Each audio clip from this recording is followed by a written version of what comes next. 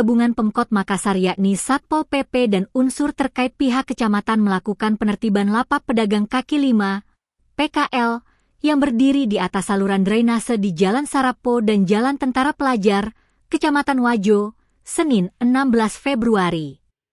Sebanyak 15 lapak yang telah puluhan tahun berdiri di atas saluran drainase direlokasi secara bertahap.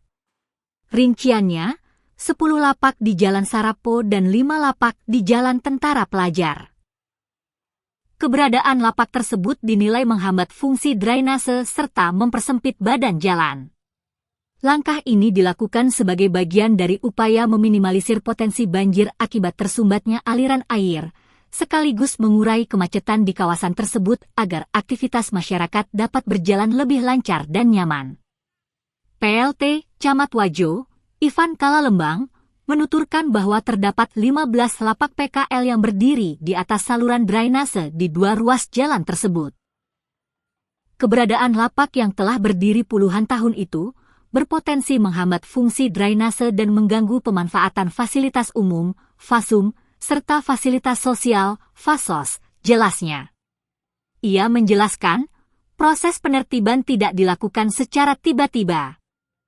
Pihak Kecamatan Wajo telah melakukan penyuratan sejak tahun 2023 sebagai bentuk pemberitahuan dan imbauan kepada para pedagang. Selanjutnya, pada November 2025 dilayangkan surat peringatan SP 1 dan SP 2, kemudian pada Januari 2026 diberikan surat peringatan ketiga sebagai tahapan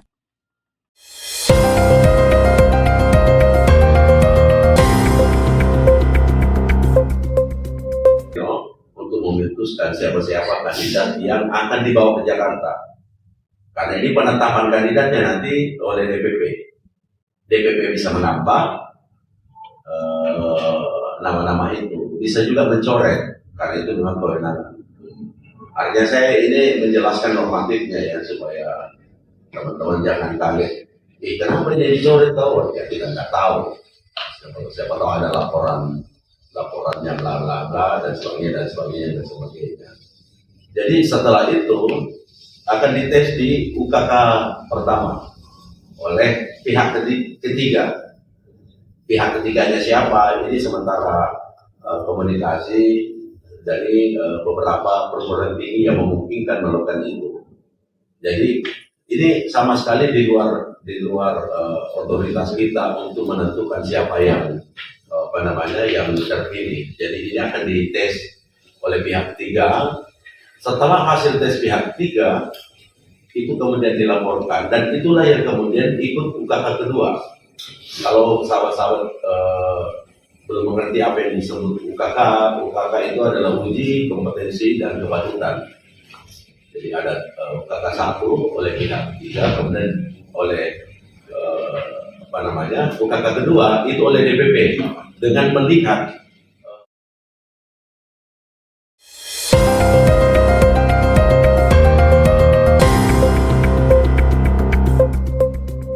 Tim Resmob Polres Bantaeng yang dipimpin Aibda Sabil bekerja sama dengan unit Reskrim Polsek Uluere berhasil membongkar kasus pencurian ternak, curnak, yang meresahkan warga Kecamatan Sinoa. Dalam pengungkapan tersebut, 2 pelaku diringkus polisi pada Jumat 13 Februari sore setelah nekat mencuri seekor kuda milik petani setempat. Kedua pelaku yang diamankan adalah Su alias Tutang, 24, warga desa Bonto Bulaeng, dan rekannya Sa alias Cai, 50. Warga desa Bonto Tanga, ujar Kasat Reskrim Polres Bantaeng, AKP Gunawang Amin, Selasa 17 Februari malam. Gunawang mengungkapkan bahwa kejadian bermula pada Senin 2 Februari di Kampung Pak Bulengang. Korban, Sotding, 59, mengikat 2 ekor kuda kesayangannya di rumah kebun sebelum berangkat ke masjid untuk melaksanakan sholat maghrib dan isya yang berjarak sekitar 100 meter. Namun naas, sepulang dari sholat, Sotding mendapati 1 ekor kudanya telah haid. Korban yang mengalami kerugian besar langsung melaporkan kejadian tersebut ke Polres Bantaeng. Penyelidikan intensif pun dilakukan oleh tim Resmob hingga akhirnya membuahkan hasil. tim mencium keberadaan pelaku Su alias Tutang di Dusun Kayu Reku. Saat ditangkap, petugas menemukan sebilah parang yang terselip di pinggang pelaku.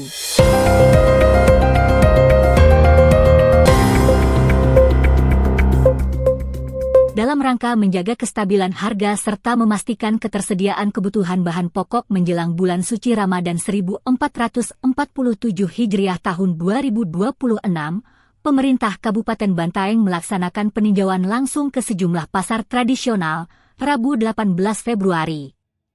Peninjauan ini dipimpin langsung oleh Bupati Bantaeng, Muh. Fathul Fauzi Nurdin bersama jajaran Forum Koordinasi Pimpinan Daerah, Forkopimda, Kabupaten Bantaeng di 2 titik utama, yakni Pasar Sentral Bantaeng dan Pasar Lambotka. Kegiatan ini bertujuan untuk memantau perkembangan harga kebutuhan pokok sekaligus memastikan distribusi bahan pangan berjalan lancar serta mampu memenuhi kebutuhan masyarakat menjelang meningkatnya permintaan pada bulan suci Ramadan. Dalam kesempatan tersebut, Bupati Bantaeng menyampaikan bahwa pemerintah daerah berkomitmen untuk terus menjaga stabilitas harga, khususnya menjelang momentum hari besar keagamaan yang biasanya diikuti dengan peningkatan permintaan masyarakat. Dari hasil pemantauan sementara, sejumlah komoditas utama seperti minyak goreng, telur, cabai, bawang merah dan bawang putih mengalami kenaikan harga dan kami akan mencarikan solusi agar beberapa komoditas ini tetap stabil harganya menjelang bulan puasa hingga Lebaran nanti, ungkapnya. Melalui langkah ini, pemerintah Kabupaten Bantaeng menegaskan komitmennya untuk hadir di tengah masyarakat dalam menjaga stabilitas ekonomi daerah, khususnya dalam menyambut bulan suci Ramadan 1447 Hijriah.